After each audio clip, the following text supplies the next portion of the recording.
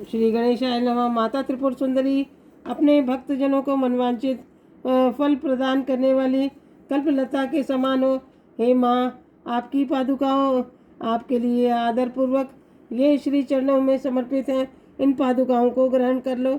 यह उत्तम उत्तम उत्तम और चंदन और कुमकुम से मिली हुई लाल जल से की धारा से धोई हुई भांति भांति के बहुमूल्य मणियों से मूंगों के साथ इनका निर्माण हुआ है तथा वो देव कन्याओं ने इन्हें कर कमलों से भक्तिपूर्वक लेकर के धो पोंछ कर तैयार किया गया है। हे माँ, देवताओं के द्वारा तुम्हारे बैठने के लिए एक सिंहासन तैयार करा है, आप उस पर विराजमान हो जाओ। हे देवी माँ, देवताओं इंद्र आदि भी जिनकी पूजा करते हैं आपके कांति से दमकते हुए राशि राशि के स्वर्णों से जिसका निर्माण हुआ है, वह आपकी मनोरम प्रभा को सदा प्रकाशमान रहता है। इस प्रकार इसके सिवा यह चंपा और केतकी सुगंध से पूर्ण है तथा अत्यंत निर्मल तेल है और इसे सुगंध युक्त उपटन है। जैसे दिव्य युवतियों ने आधार पूर्वक आपकी सेवा में लेकर खड़ी हुई है। हे देवी, इसके पश्चात विशुद्ध आंवले का फल है, इसे ग्रहण करो। हे शिवप्रिय त्रिपुर सुंदरी, इस आंवले के फल का प्रयोग कर सुगंधित पदार्थों से और वे सभी इसमें डाले गए हैं जिससे कि और भी सुगंधित हो जाए। इसे लगा करके बालों को कंघी से झाड़ो, गंगा जी के पवित्र जल में नहाओ और तदंतर दिव्य वस्त्रों को धारण करो जो तुम्हारे आनंद की वृद्धि करे। संपत्ति प्रदान करने वाली कल्याणमयी वरदायिनी और त्रिपुर सुंदरी माता सरस शुद्ध कस्तूरी को ग्रहण करो तथा हम इसे स्वयं देवराज इंद्र की पत्नी महारानी शची ने इसे अपने हाथों से बनाया है और अपने आप के लिए लेकर खड़ी हुई हैं। और इस प्रकार इसमें चंदन, अंगूर, कुमकुम और का मेल है जो और भी शोभा बढ़ा रहा है। इससे अधिक गंध निकल रही है जो मनोरम प्रतीक हो रही है। हे माँ त्रिपुर सुंदरी, ये परम उत्तम निर्मल और वस्त्र सेवा में अर्पित हैं। आप इन्हें ये तुम्हारे हर्ष को बढ़ावे और इसे गंधर्व और देवताओं और किन्नरों की प्रेयसी सुंदरियों ने आपने फैलाए हुए कर कमलों से धारण किए हुए खड़ी हैं। और यह केसर में रंगा हुआ पीताम्बर है, इसे आप ये प्रकाशमान हो रहा है तथा सूर्यमंडल की शोभामयी दिव्य कांति निकल रही है जिसके कारण यह बहुत ही शोभित हो रहा है। हे देवी माँ, तुम्हारे कानों के लिए सोने के बने हुए कुंडल झिलमिला रहे हैं और कमल को एक उंगली में अंगूठी के समान शोभा पा रहा है तथा कटी प्रदेश नितंबों पर करधनी और पैरों में मंजीरे मुखरित हो रहे हैं। वक्षस्थल पर हार सुशोभित हो रहा है, कलाइयों में कंकन खनक रहे हैं। इस प्रकार मस्तक पर धारण किए हुए दिव्य मुकुट प्रतिदिन आनंद प्रदान करें। यह सब आभूषण आपकी प्रशंसा के योग्य। धन देने वाली शिवप्रिया पार्वती, तुम गले में बहुत सारे चमकीले सुंदर हंसली को पहन लो।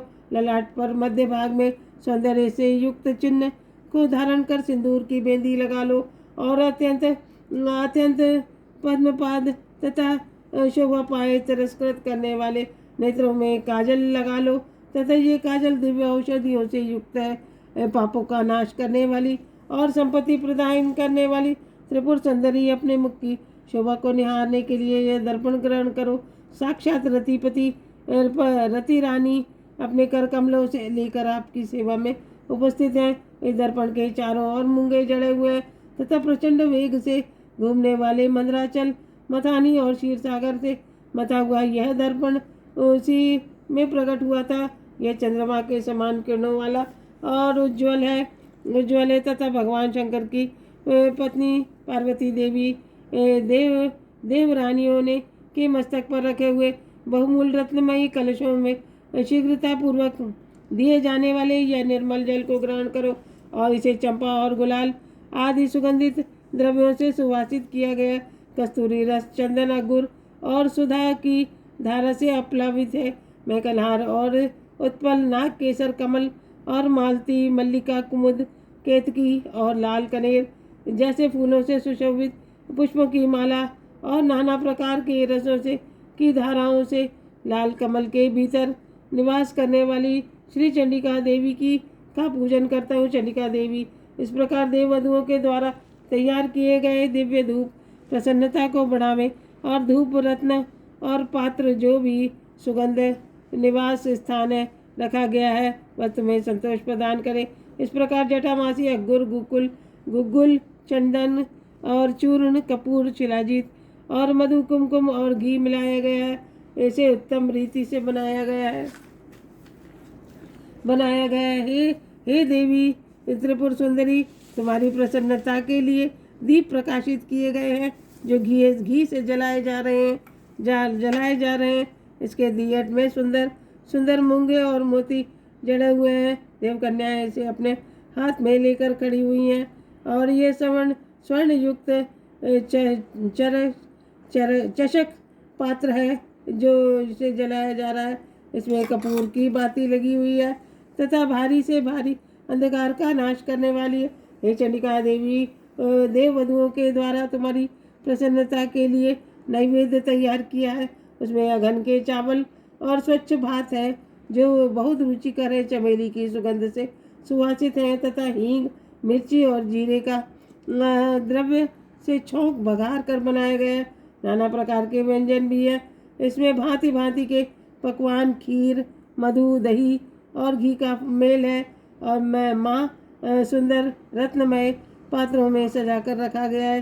दिव्य तांबुल आपके मुख को अपने मुख में ग्रहण करो, लवंग कली चुबो करके और जिसे बीड़े को में लगाया गया है तथा बहुत ही सुंदर जान पड़ रहा है। बहुत से पान के पत्तों का प्रयोग किया गया है और उन सब से बीड़ा बनाकर जावित्री कपूर सुपारी पड़े हुए हैं। तांबुल सुधा के माधुर्य से परिपूर्ण है।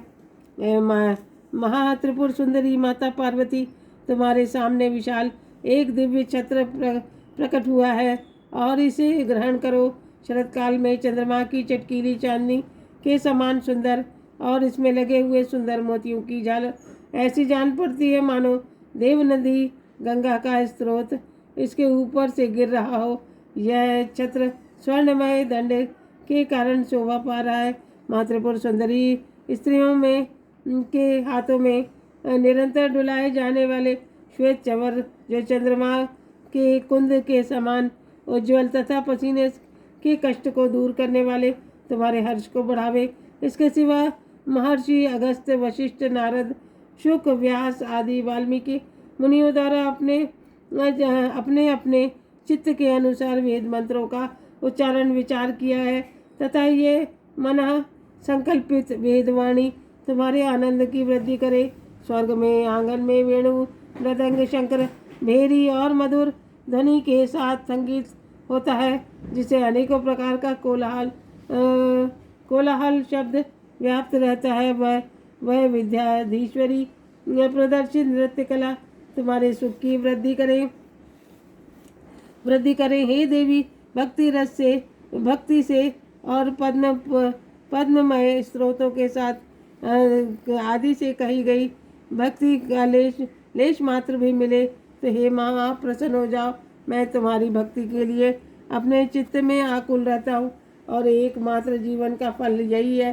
कोटि कोटि जन्म धारण करके इस संसार में तुम्हारी कृपा के बिना कुछ भी सुलभ नहीं है और उपचार कल्पित 16 पद्मों से जो परा देवता है भगवती त्रिपुर सुंदरी के का स्तवन करता है, माँ उपचारों के स्मरण से मनोवांछित फल प्रदान करती है।